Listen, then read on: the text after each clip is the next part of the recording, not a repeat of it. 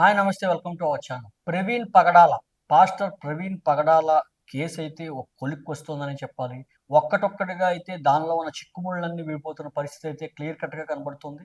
అయితే కొంతమంది పాస్టర్‌లో మాత్రం ప్రవీణ్ పగడాలకు సంబంధించిన సీసీ ఫుటేజ్ ఒక్కొక్కటిగా బయటకు వస్తూ కనబడడంతో అవన్నీ ప్రవీణ్ పగడాల కాదు. అలాగ ఒక వ్యక్తిని పెట్టారు. ఏఐ టెక్నాలజీని ఉపయోగించారు అంటూ కూడా రకరకాల ప్రచారాలైతే సోషల్ మీడియాలో హల్చల్ అవుతున్న పరిస్థితి అయితే ఉంది. ప్రవీణ్ పగడాలకు సంబంధించిన ఈ విషయాన్ని ఎంతటితో వదిలేయండి. ప్రభుత్వంపై నాకు నమ్మకం ఉంది. వాళ్ళు ఖచ్చితంగా ఈ కేసుని పరిష్కరిస్తారు అంటూ కూడా ప్రవీణ్ భార్య అయితే ఒక వీడియో అయితే విడుదల చేయడం జరిగింది. ఏదైతే ప్రవీణ్ పగడాల సతీమణి ఎవరైతే ఉన్నారో సతీమణి వీడియో విడుదల చేశారో ఖచ్చితంగా దీన్ని ఇంకా రచ్చ చేయకండి. సోషల్ మీడియాలో ఇంకా దీన్ని కామ్‌గా ఉండండి. కొంత ప్రశాంత వాతావరణాన్ని కుటుంబానికి కల్పించండి అంటూ కూడా ఆవిడ కోరడం జరుగుతుంది. ప్రవీణ్ పగడాలకు సంబంధించిన వీడియోలు ఒక్కటొక్కటి కూడా సీసీ ఫుటేజ్‌లు ఒక్కొక్కటి బయటికి రావడంతో అది క్రైస్తవ మత పెద్దలు గాని, అటు క్రైస్తవ సమాజం మటుకు అతను ప్రవీణ్ పగడాల కాదు. అతన్ని ఆ రకంగా డిజైన్ చేసి, ఆ రకంగా పెట్టారు. ఆ ప్రవీణ్ పగడాలకి అసలు మందు తాగే అలవాటే లేదు అంటూ కూడా చెప్పుకొస్తున్న పరిస్థితి అయితే కనబడుతుంది. అయితే దీనికి సంబంధించి కుటుంబ సభ్యులు మాత్రం దీనిపై అయితే నోరెత్తైతే మాట్లాడలేదు. ఖచ్చితంగా ప్రవీణ్ పగడాల విషయం ఇంతటితో వదిలేయండి. ప్రభుత్వంపై మాకు నమ్మకం ఉంది. ప్రవీణ్ పగడాల ఏం జరిగిందో వారు వివరిస్తారు అంటూ కూడా కుటుంబ సభ్యులు ప్రజలందరికీ కూడా విజ్ఞప్తి చేయడం జరుగుతుంది. ప్రవీణ్ పగడాలకు సంబంధించిన ఒక్కొక్క సీసీ ఫుటేజ్‌లు మనం గమనిస్తే ఎవరైతే వైన్ షాప్‌కు వెళ్లారో ప్రవీణ్ పగడాల యేసుకున్న దుస్తుల మాదిరిగానే ఉన్నాయి. ప్రవీణ్ పగడాలుగా చెప్పబడుతున్న ఆ వ్యక్తి వైన్ షాప్‌కి వెళ్ళడం, వైన్ షాప్ దగ్గర 2 బీర్లు, రమ్ము కూడా కొనుగోలు చేయడం.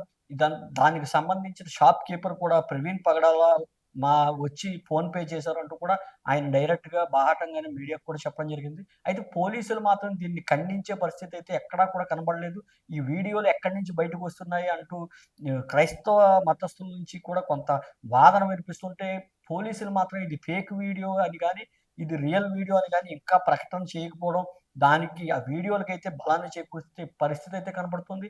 ప్రవీణ్ పగడాల కేసు ఇప్పటికే ఒక కొలిక్కి అయితే చేరుకుంది. పోలీసుల మీద మాకు నమ్మకం ఉందని వారి కుటుంబ సభ్యులు కూడా చెప్పడంతో ఇక ఇంతకు ముందే పోస్ట్‌మార్టంకి సంబంధించిన రిపోర్ట్స్ కూడా డాక్టర్ల బృందం అయితే ఒక సీల్డ్ ప్యాక్‌లో అయితే ఎస్పీ గారికైతే అందించడం జరిగింది. తూర్పుగోదావరి జిల్లా ఎస్పీ నరసింహ కిషోర్ అయితే మరికొద్ది సేపట్లో ఈ పోస్ట్‌మార్టంలో అసలు ఏం జరిగింది? ప్రవీణ్ పగడాల 24 గంటల ముందు ఏమి తీసుకున్నారు?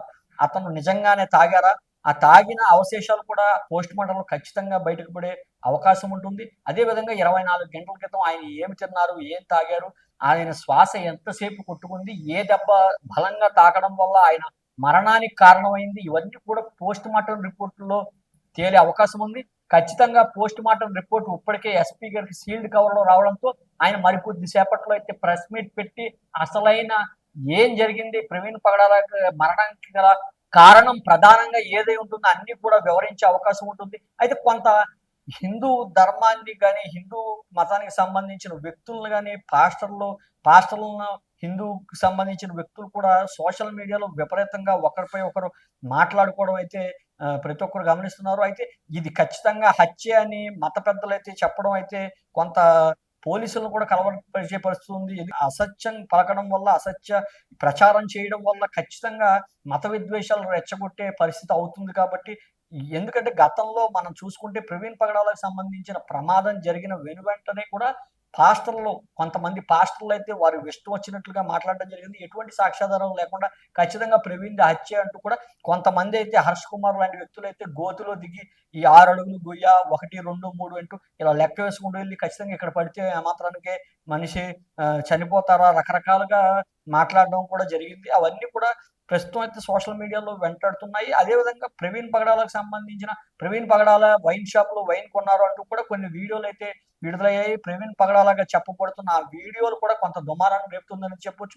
ఏదైతే క్రైస్తవ సమాజం మటుకు దాన్ని నమ్మే పరిస్థితి అయితే కనబడట్లేదు. ఇది ఖచ్చితంగా హత్యే అంటూ కూడా కొంతమంది బాహాటంగా మాట్లాడుతున్న పరిస్థితి ఉంది. ఇటువంటి మిస్‌లీడ్ చేస్తే కనుక ఖచ్చితంగా వారిపై చర్యలు తీసుకుంటామంటూ కూడా పోలీసులు కొంతమందికైతే నోటీసులు జారీ చేయడం జరిగింది. హర్ష కుమార్‌కి గాని, అదేవిధంగా విజయ్ ప్రసాద్ రెడ్డికి గాని ఈ నోటీసులు అయితే జారీ చేశారు. మీరు ఏ విధంగా దీన్ని హత్య కింద భావిస్తున్నారు? సాక్ష్యాలు ఉంటే మాకు ఇవ్వాలంటూ కూడా వారు పోలీసులు అయితే నోటీసులు ఇచ్చిన పరిస్థితి. మాకు ఎటువంటి సాక్ష్యాలు లేవు గానీ మాకు కేవలం అనుమానాలంటూ కూడా వారు తిరిగి సమాధానం చెప్పడం. మీరు అనుమానాలు ఉంటే సరిపోవు. ఖచ్చితంగా సాక్ష్యాలు ఉంటేనే బయటకు ప్రచారం చేయాలి. దీనివల్ల మత విద్వేషాలు రెచ్చగొట్టే అవకాశం ఉంటుంది కాబట్టి ఖచ్చితంగా మీరు దీనికి సంబంధించిన సాక్ష్యాలు ఉంటే మాట్లాడాలి గానీ ఇటువంటి వ్యాఖ్యలు చేయవద్దంటూ కూడా వారు చెప్పడం జరిగింది. అయితే ఈ క్రమంలో మొదటి నుంచి కూడా గమనిస్తే పాస్టర్ల బృందం అయితే మాత్రం దీన్ని ఖచ్చితంగా హత్య అని అంటున్నాం. ఎందుకంటే 300 సీసీ కెమెరాల్లో ప్రవీణ్ పగడాల గారు లాంటి ఈ వ్యక్తి ఏ రకంగా రాగలడు? ప్రధానంగా ఇక్కడ చూసుకుంటే మృతదేహం ఉన్న ప్లేస్‌కి ప్రవీణ్ పగడాల మృతదేహం ఇక్కడికి ఏ రకంగా వచ్చింది? ఈ సీసీ కెమెరాలన్నింటినీ కూడా దాటుకొని ఒకవేళ ఈ హత్య కనుక జరిగితే దాన్ని ఏ రకంగా ఆ సంఘటనా స్థలానికి అదే సంఘటనా స్థలానికి తీసుకొచ్చి పెట్టగలరు? ఆ సంఘటనా స్థలానికి కూతవేటు దూరంలో సీసీ కెమెరా ఉంది. ఆ సీసీ కెమెరాలో ఇలా తీసుకురావడం కూడా పడేది కదా! ఇటువంటి హత్య అనేది ఈ సంబంధించిన సాక్ష్యాలు గాని 300 సీసీ కెమెరాల్లో 13 టోల్ ప్లాజాల్లో ఈ ప్రవీణ్ పగడాల వేసుకున్న దుస్తులు, బూట్లు, హెల్మెట్టు, బండికున్న అదే నంబరు ఇవన్నీ కూడా ట్రావెల్ చేసి పడినప్పుడు ఖచ్చితంగా ఒకవేళ ప్రవీణ్ పగడాల ఎవరైనా హత్య చేసి ఉంటే వారు ఆ మృతదేహానికి ఆ స్థలానికి ఏ రకంగా తీసుకురాగలరు అనేది ప్రధానంగా ఒక వర్గం నుంచి వస్తున్న ప్రశ్నలుగా అయితే చూడాలి. ఎందుకంటే దీన్ని పదే పదే హత్య పలానా హిందువులు చేశారు జరగంగానే పలానా ముస్లిమ్స్ చేశారు ఈ రకంగా బయటకొచ్చి కొంతమంది పాస్టర్లు మాట్లాడడం వల్ల మత విద్వేషాలు రెచ్చగొడతాయి. మతోన్మాదులంటూ కూడా వారు మాట్లాడడం, వారే ప్రధానంగా మతోన్మాదులంటూ కూడా పెద్ద ఎత్తున ఇప్పుడు చర్చ అయితే నడుస్తుంది. ఈ సీసీ ఫుటేజ్ కెమెరాలు అదేవిధంగా వారు మాట్లాడిన మాటలు ఇవన్నీ కూడా ఒక గ్రూప్ ఆఫ్ వీడియోస్‌గా చేసైతే ఒకదాని తర్వాత ఒకటి ట్రోల్స్ అయ్యే పరిస్థితి అయితే ఉంది. ఖచ్చితంగా క్రైస్తవ సమాజం కూడా అర్థం చేసుకోవాలి. ప్రవీణ్ పగడాల గారు ఒక పెద్ద పాస్టరు. ఆయనకి మంచి పేరుంది, అభిమాన గణం ఉంది. అవన్నీ కూడా దృష్టిలో పెట్టుకోవాలి. ఆయన అనుకోకుండా ఆయన ప్రమాదం జరిగుండొచ్చు. ప్రమాదం ఏ రకంగా జరిగినా సరే, దానికి కారణంకి సంబంధించిన ఏదైనా సరే ఆయనకి ఖచ్చితంగా ప్రమాదం జరిగినట్లుగానే అయితే ఇప్పుడు దాకా అయితే కనిపిస్తున్న పరిస్థితి. పూర్తిగా దీని వెనకాల కుట్ర ఉంటే ఖచ్చితంగా పోలీసులైతే యాక్షన్ తీసుకుంటారు. అవన్నీ కూడా కుట్ర కోణాలను కూడా బయట పెట్టే అవకాశం ఉంటుంది. అప్పుడు దాకా మాత్రం క్రైస్తవ సమాజానికి సంబంధించిన అందరూ కూడా కొంత సమన్వయం పాటించాలి. ఎందుకంటే మీరు మాట్లాడే ప్రతి మాట కూడా ఆధారాలు లేకుండా పలానా హిందువుకి సంబంధించిన ఒక నాయకుడు చంపేశారు, లేకపోతే ముస్లింకి సంబంధించిన నాయకుడు చంపేశారు. ఈ రకంగా ప్రచారం చేయడం వల్ల ఎదుటి వ్యక్తి మనోభావాలు కూడా దెబ్బతినే అవకాశం ఉంటుంది. పాస్టర్‌గా ఆయన ప్రవీణ్ పగడాల గారికి మంచి పేరుంది. ఆయన మంచి అభిమానగణం ఉంది. అవన్నీ కూడా ఇంకా దిగజార్చే స్థాయికైతే కొంతమంది పాస్టర్లు ఈ విషయాన్ని తీసుకువెళ్లారనడంలో సందేహం లేదు. ఖచ్చితంగా ప్రవీణ్ పగడాల గారి వ్యక్తిగత విషయాలను బయటికి లాగి ఆయన్ని కించపరిచి, ఆయన్ని ఎంతో పేరున్న వ్యక్తిని తన స్థాయి పేరుని మరణించిన అనంతరం కూడా దిగజార్చే ప్రయత్నం అయితే కొంతమంది పాస్టర్‌లకు సంబంధించిన వ్యక్తులైతే చేస్తున్నట్లు కనబడుతోంది.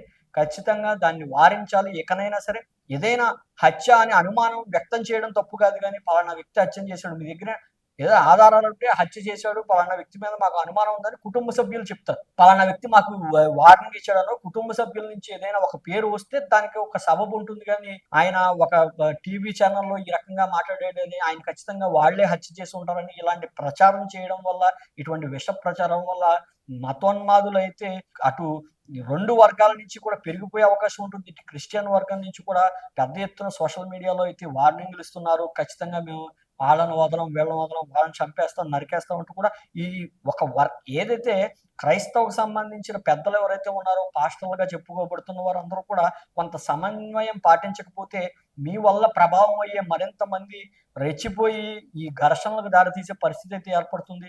తద్వారా మత విద్వేషాలు రెచ్చగొట్టి రాష్ట్రంలో అశాంతి నెలకొనే పరిస్థితి కనబడుతుంది కాబట్టి ఖచ్చితంగా వారు కొంత సమన్వయం పాటించాలి. ఇప్పటికే పోస్ట్‌మార్టం రిపోర్ట్ ఎస్పీకి అందడం జరిగింది. అందిన వెనువెంటనే దాన్ని పూర్తిగా ఒకసారి దాన్నంతా పోస్ట్‌మార్టంను ఒకసారి కనుక వివరించి అసలు ప్రవీణ్ పగడాల గారికి ఏ రకంగా మరణం ఏర్పడింది? ఆయన గంట ముందు 24 గంటల ముందు ఏ ఆహారం తీసుకున్నారో ఆహారంలో కల్తీ జరిగిందా? లేదంటే ఆయన నిజంగా ఇప్పుడు వస్తున్నట్లుగా ఈ మద్యం అయితే సేవించారా? ఇవన్నీ కూడా పోస్ట్‌మార్టం రిపోర్ట్‌లో అయితే ఖచ్చితంగా తేలే అవకాశం ఉంది కాబట్టి ఇప్పటికైనా ప్రవీణ్ పగడాల గారి వ్యక్తిగత జీవితాన్ని ఇంకా దిగజార్చొద్దు అంటూ కూడా కొంత పాస్టర్లందరినీ కూడా విజ్ఞప్తి చేస్తున్న పరిస్థితి అయితే కొంతమంది నుంచి అయితే కనబడుతుంది. అందుకనే కొంత సమన్వయం పాటించాలి. సమన్వయం పాటించినంతరం పోలీసులు ఖచ్చితంగా దీనిపై విచారణ ఇప్పటికే వేగవంతం చేశారు. మరికొద్ది సేపట్లో ఈ చిక్కుముడి పూర్తిగా శాంతంగా చిక్కుముడి కాస్త విడిపోయే పరిస్థితి అయితే ఉంది కాబట్టి, కుటుంబ సభ్యులు కూడా పోలీస్ వ్యవస్థపై నమ్మకం ఉంది కాబట్టి, కొంత క్రైస్తవ సమాజానికి సంబంధించిన పాస్టర్లందరూ కూడా కొంత సమన్వయం పాటించాలనైతే అటు కుటుంబ సభ్యుల నుంచి, ఇటు యావత్ తెలుగు రాష్ట్రాల నుంచి కూడా కోరుతున్న పరిస్థితి అయితే ఉంది.